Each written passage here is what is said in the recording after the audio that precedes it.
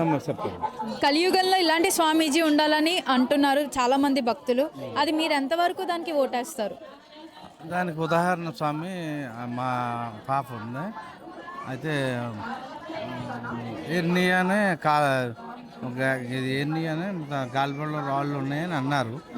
అయితే మా మాత ఎక్కడికి వెళ్ళినా సరే కనీసం దండం పెట్టుకుంటే కూడా వచ్చేది కాదు ఆ, అసలు. యాక్చువల్గా మేము దుర్గమ్మ తల్లి మాల వేసుకుని చేసుకున్నాం. తను రమ్మంటే ఎక్కడికి వచ్చేది కాదు. ఏంటి ఇలా వస్తలేదు, మనం మామూలుగా చదువుకుంది, డిగ్రీ అయింది. అయితే అప్పుడు పెళ్లి చేసాం. మ్యారేజ్ అయ్యాక ఎర్నియా కాలువలో రాళ్ళు రెండు ఆపరేషన్లు చేయాలన్నారు. ఒకటి చేస్తే ఒకటి ఫెయిల్ అవుతుంది అన్నారు. అయితే ఆ అమ్మాయి దక్కదు అలాగేలా మాట్లాడారు.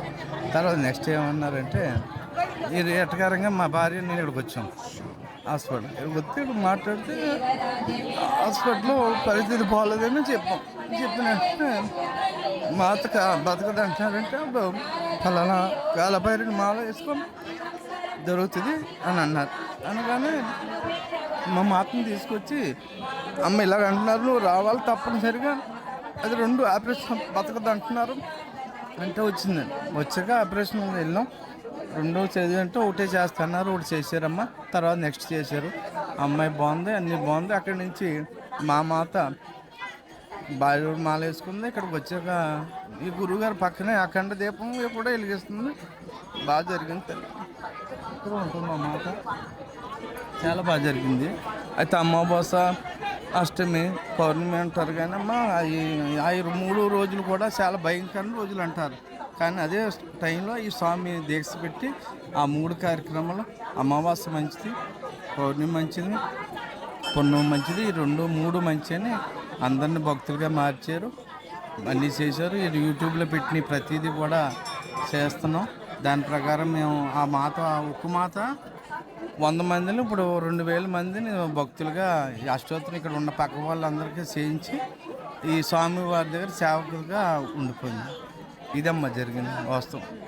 అయితే మేము అడిగినట్టే మీరు కూడా ఒప్పుకుంటున్నారు అనమాట. కలియుగంలో ఇలాంటి స్వామీజీ ప్రతి ఒక్కరి జీవితంలో రావాలి. ఈ నాణ్యాలు ఇచ్చి స్వామి మేమేదో ఇలా వచ్చి అలా చేసి వెళ్తారు ఏదో అనుకున్నాం కానమ్మా, ఇంత సంకల్పం, ఇంత ప్రాణ ప్రతిష్ఠ, ఇంత భక్తి, ఇంత మహోత్సవం ఉందని మాకు తెలియదు.